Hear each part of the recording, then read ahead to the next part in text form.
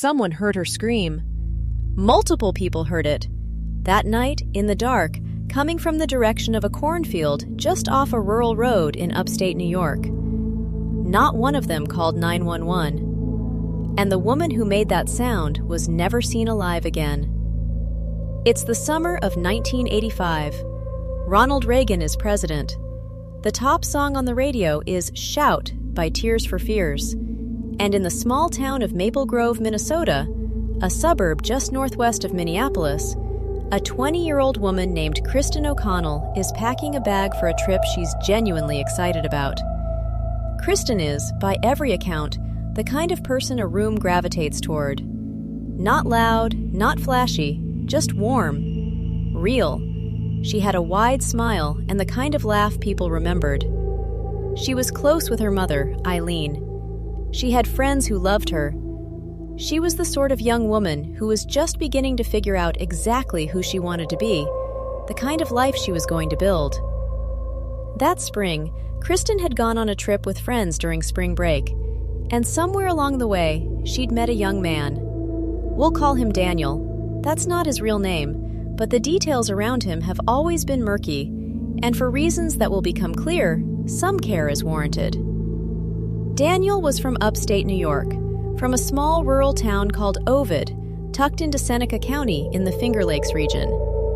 Think long, winding roads between fields of corn and soybeans.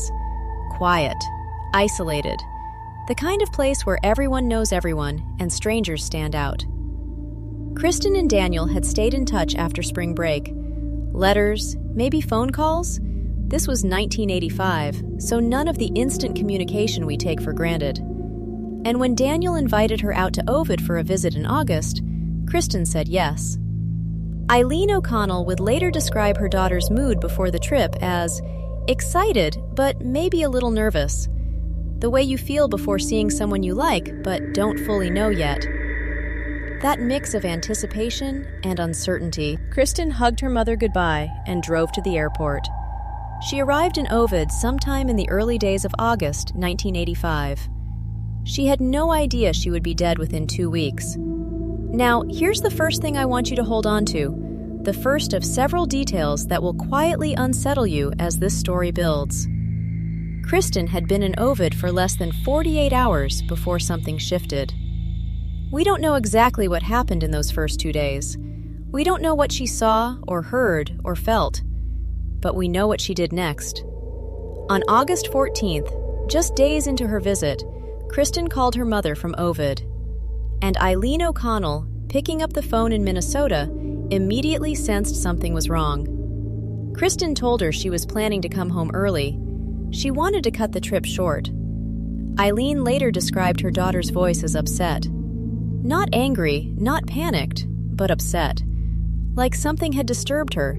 Like something had changed the energy of the trip in a way she wasn't willing to explain over the phone. Eileen asked what was wrong. Kristin wouldn't say. She just said she was coming home sooner than planned. Eileen told her that was fine. Come home, we'll talk. They hung up. And that was the last time Eileen O'Connell ever spoke to her daughter. That night, August 14th, Kristin ended up at a gathering. A small, informal party at a trailer near a local bar. This was rural New York in the summer of 1985. A few people, some drinks, country music probably. People coming and going. The easy, slightly aimless socializing of a warm summer night in a place where there isn't much else to do. Witnesses would later describe the atmosphere as loose, casual. Nobody seemed particularly alarmed.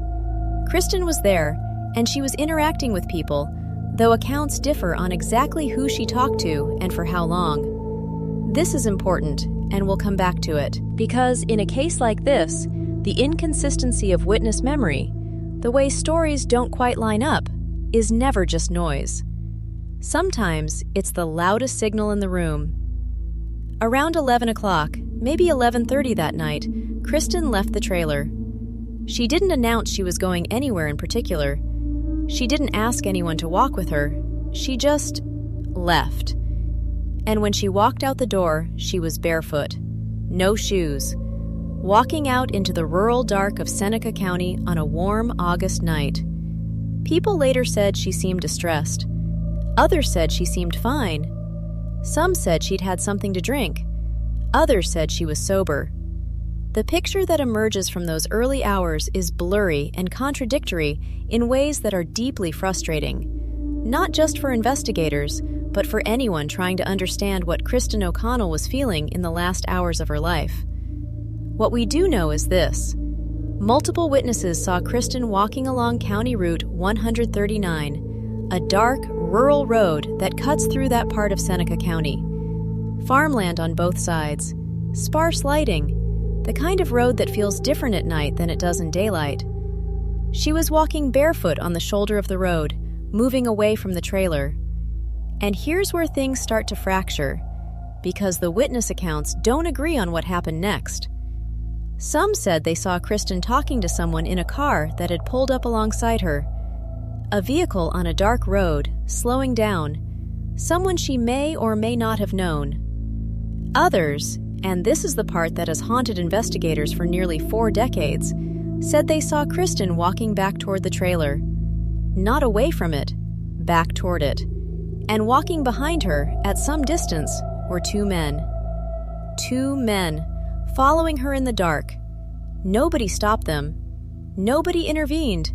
Nobody thought to check on the young woman walking barefoot and alone on a dark country road with 2 men trailing behind her. And maybe that's because it was 1985 and people weren't thinking about danger the same way. Maybe it's because alcohol was involved and judgment was clouded. Maybe, and this is the uncomfortable possibility, maybe some of those people knew exactly what they were watching and looked the other way. Somewhere after midnight, the night broke open. Multiple people in the area later told investigators they heard a scream. Not a startled scream, not a yelp or a shriek. They described it as a blood-curdling scream, the kind of sound that doesn't come from shock or surprise, but from something much more primal, from terror, from agony, the kind of scream a person makes when they are fighting for their life and losing. It came from the direction of a nearby cornfield, and not one person called the police. I want to sit with that for a moment because it matters. Multiple people heard that sound.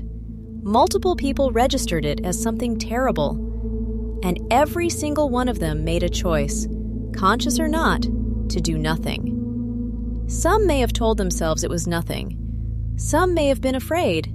Some may have known exactly what it was and been afraid for different reasons. We don't know. What we know is that the night went quiet again and nobody picked up a phone. Kristin never came back to the trailer. The next morning, people who'd been at the gathering presumably woke up. They presumably went about their day. And Kristin O'Connell's absence, her failure to return, wasn't treated as an emergency. It wasn't reported to police. It wasn't flagged as alarming. The hours ticked by. The morning passed.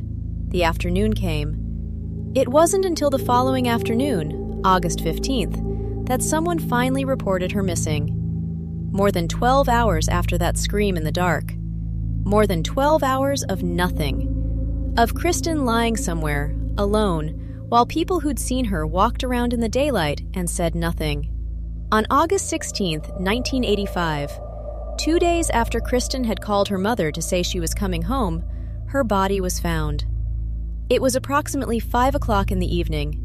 She was in the cornfield, the same cornfield the scream had come from. She had been stabbed multiple times. Her throat had been cut. And sometime in the hours between her death and the discovery of her body, it had rained. A summer rain, the kind that comes without warning in upstate New York. It had moved through the area overnight and into the next day, and it had done what rain does to fragile, surface-level evidence. It washed away footprints. It diluted biological material. It quietly, methodically erased the physical traces of what had happened in that cornfield, as if the crime itself had been afforded the mercy of a clean slate that its victim never was. Investigators arrived. The scene was processed. The investigation began. And from the very start, it was complicated. There had been multiple people at that gathering, multiple people who'd seen Kristin that night, multiple people who'd potentially seen her on the road. And as detectives began interviewing witnesses, a familiar and deeply frustrating pattern emerged. The stories didn't match. Accounts were vague. Memories were uncertain. Some people said things, then walked them back. Others seemed to know more than they were saying. The two men seen following Kristin on the road, who were they? Had anyone gotten a clear look? Could anyone put names to those figures in the dark? The investigation would eventually follow more than 2,000 leads. 2,000. In a case from a small town in Seneca County, New York. That number tells you something. It tells you that investigators were not passive, not indifferent, not ignoring Kristin. They were working. But working and solving are not the same thing. And in the end, despite all of those leads, despite all of those interviews, despite everything, no one was ever arrested. First major turn. Here's what I think is the most psychologically disturbing element of this case. And I say that knowing this story is already disturbing. It's not the crime itself. It's not even the silence afterward. It's the realization, which sets in slowly as you study this case, that the truth about what happened to Kristin O'Connell almost certainly exists. Not in a file somewhere, not in some undiscovered forensic evidence locked in a vault. In people. In living human beings who were in Ovid that night, who saw something, who heard something, who know something, and who have carried that knowledge for nearly 40 years. Because this wasn't a random, isolated crime in an empty field. Kristin was at a gathering. She was seen on a road. She was followed. Multiple people heard her scream. This is not a case where the killer struck in the dark with no witnesses. This is a case where the darkness itself was full of people, and every single one of them went home. Think about that. Think about what that means. Somewhere in the United States right now, there are people who know what happened to Kristin O'Connell. There are people who saw those two men on the road. There are people who know whose car pulled up alongside her. There are people who, when they heard that scream, knew what it was, because they knew what was happening to her. Some of those people are old now. Some may be dead. But some of them are still out there. And they've lived with this. They've built lives, raised families, maybe moved away, maybe stayed in Ovid, and they've kept this secret. Or not a secret exactly, because secrets imply a single source. This is more like a collective silence, a community that closed ranks around something terrible and never opened them again. Why? That's the question that has never been answered. Was there fear? Were the people involved locally powerful or locally protected? Was there a culture of looking the other way in that part of Seneca County in 1985? Was it something simpler, the particular social dynamics of a small, rural community where everyone knows everyone and accountability means implicating people you live next to, work alongside, see at the gas station? We don't know, but we know the silence held. For years, then decades, Eileen O'Connell, Kristin's mother, didn't allow the silence to hold for her. She couldn't. This was her daughter, and in the years that followed, Eileen did what a certain kind of parent does when the system fails their child. She kept pushing. She kept asking. She kept calling, writing, showing up, demanding. She became a persistent, exhausting, necessary presence in an investigation that kept threatening to go dormant. And then came the early 2000s. DNA technology was evolving rapidly. Methods that had been unavailable in 1985, or even in 1995, were now capable of extracting genetic profiles from microscopic traces of material. Touch DNA, advances in mitochondrial analysis. The promise of forensic science catching up to old crimes, giving cold cases a second life. In 2009, 24 years after Kristin's murder, efforts were made to apply these newer techniques to the evidence collected from the crime scene and from Kristin's body. The push had support at the highest levels. Senator Chuck Schumer of New York got involved. Senator Amy Klobuchar of Minnesota, Kristin's home state, joined the effort.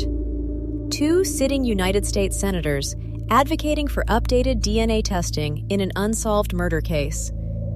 New York State officials denied the request. Read that again. 2 senators, an unsolved murder, advanced forensic technology that didn't exist at the time of the crime, a mother who had spent 24 years fighting for answers, and New York State said no.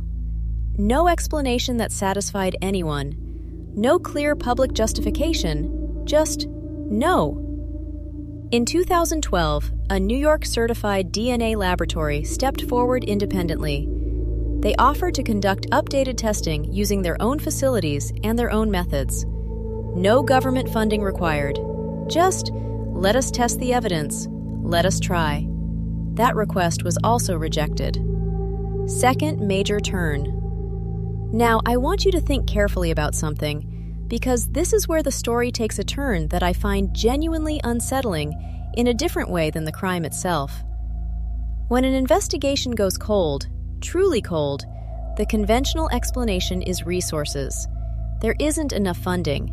There aren't enough detectives. The case gets deprioritized because newer cases demand attention. That's a failure, but it's a bureaucratic failure, an institutional failure. It's frustrating and unjust, but it has a kind of bleak logic to it. But this is something different. This is not passivity. This is not neglect through inattention. This is active.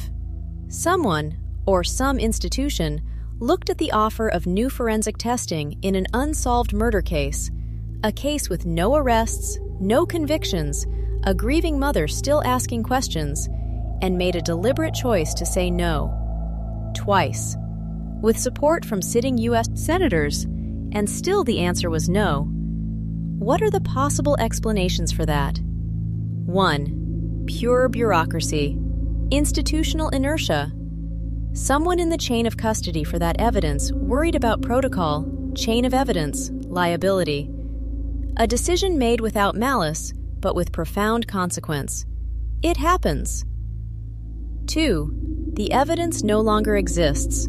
It was lost, mislabeled, degraded, or destroyed in the decades since 1985. And rather than admit that failure, officials deflected with procedural objections. Also possible. 3. And I present this not as accusation, but as logical possibility, because any honest examination of this case has to go here. The evidence still exists, and someone knows what it contains. And they've decided that what it contains should not be revealed. I'm not saying that's what happened. I'm saying we don't know. And the fact that we don't know, after 2 DNA testing requests, after 2 senators, after 40 years, is itself a kind of answer. Not the answer, but an answer about how much this case has been allowed to matter to the people with the power to resolve it. Eileen O'Connell eventually reached out directly to the Seneca County District Attorney's Office. The communication reportedly went unanswered. A mother writing to a DA's office about her murdered daughter. Unanswered. I've spent time thinking about what Eileen O'Connell must feel. Not just grief. Grief is too simple a word for what a parent carries for 40 years after something like this. It's the particular weight of knowing that the people who could give you answers are choosing not to. That the system that is supposed to work for your child has decided, in some quiet administrative way, that your child is not worth the trouble. That 40 years of asking, fighting, pushing, that all of it can still result in silence. Kristin O'Connell deserved better than what she got on August 14, 1985. She deserved someone to check on her on that road. She deserved someone to call the police when they heard that scream. She deserved investigators who had uncontaminated evidence to work with. She deserved a legal system willing to use every available tool to find her killer. She got none of those things. And in a very specific way, she is still not getting them. I want to talk for a moment about the geography of this case, because I think it matters to understanding why it has stayed unsolved. Ovid, New York is a small town. In 1985, its population was a few thousand people at most. The Finger Lakes region is beautiful country. Rolling hills, the long, narrow lakes carved by glaciers, vineyards, small farms. It's the kind of place that gets written about in travel magazines for its scenic drives and wine trails. And like a lot of small, scenic agricultural communities, it has its own internal social structure, its own networks of loyalty and history. In a place like that, a crime committed at a small gathering among locals, involving people who all know each other, who have relatives in the same county, who go to the same church or the same diner, doesn't follow the same social logic as a crime in an anonymous city. In a city, a witness might come forward without worrying about running into the suspect's cousin at the grocery store. In a place like Ovid, that calculation is different. Loyalty runs deep. Consequence runs close. I'm not offering that as an excuse for the silence. I'm offering it as context. Because context matters if we're ever going to understand not just who killed Kristin O'Connell, but why. After 40 years, with multiple witnesses, in a case investigated by detectives who followed 2,000 leads, nobody has ever been brought to justice. The answer, I think, lives somewhere in that social fabric. In the specific, quiet, durable way that small communities protect their own, even when their own have done something unforgivable.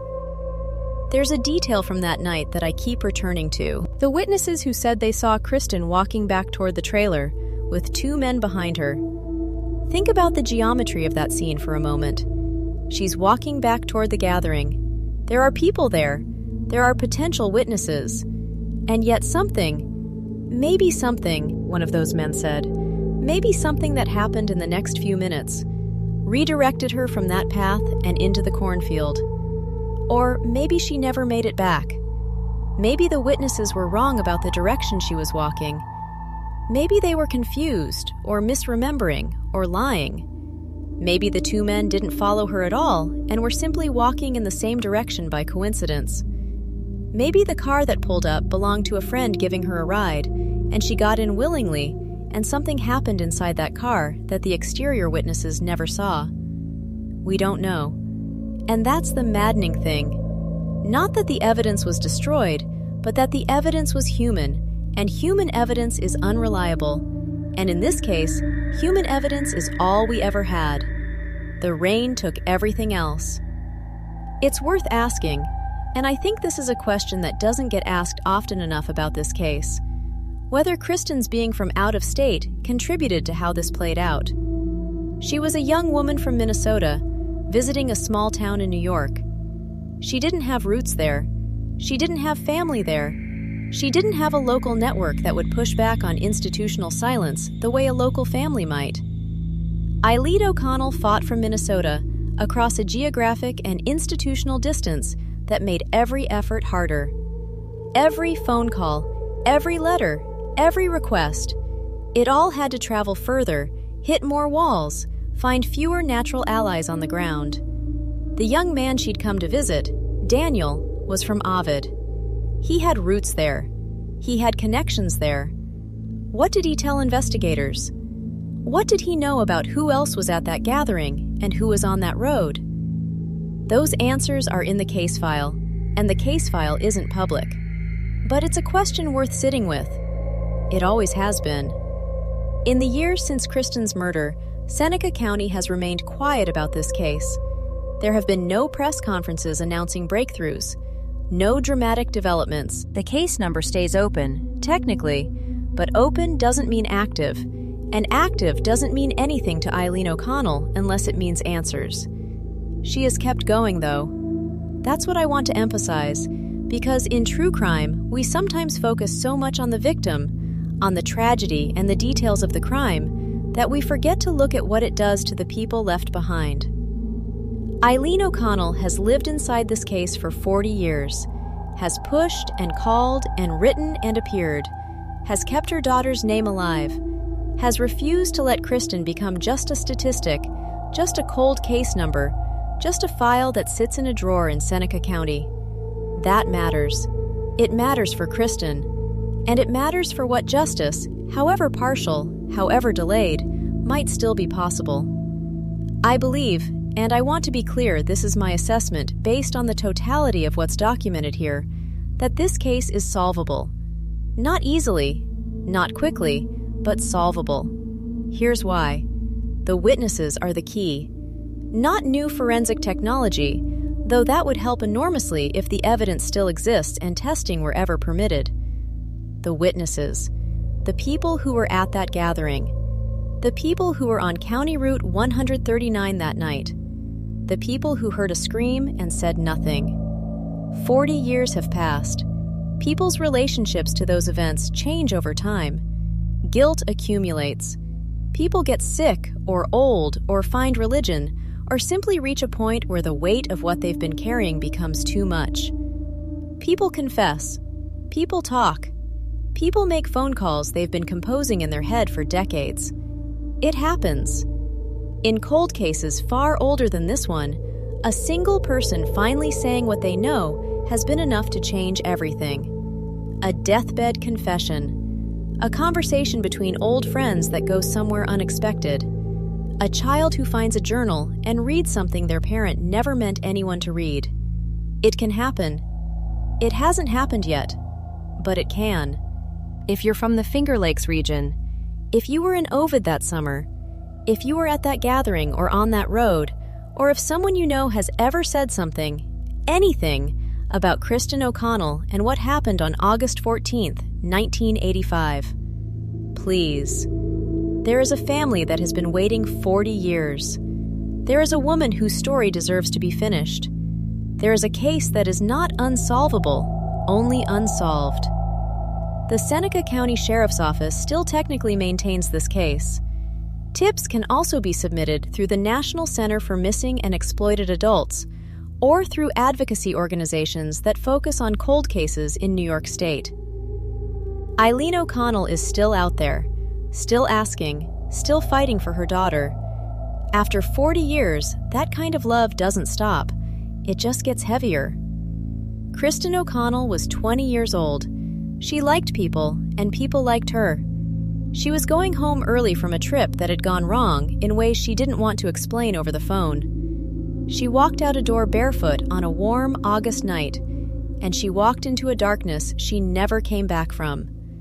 She deserved someone to call for help when they heard her scream. Maybe someone is watching this right now who knows something. Maybe someone sent this video to a person they thought needed to see it. Maybe the right set of eyes lands on this, and something finally shifts after 4 decades of nothing.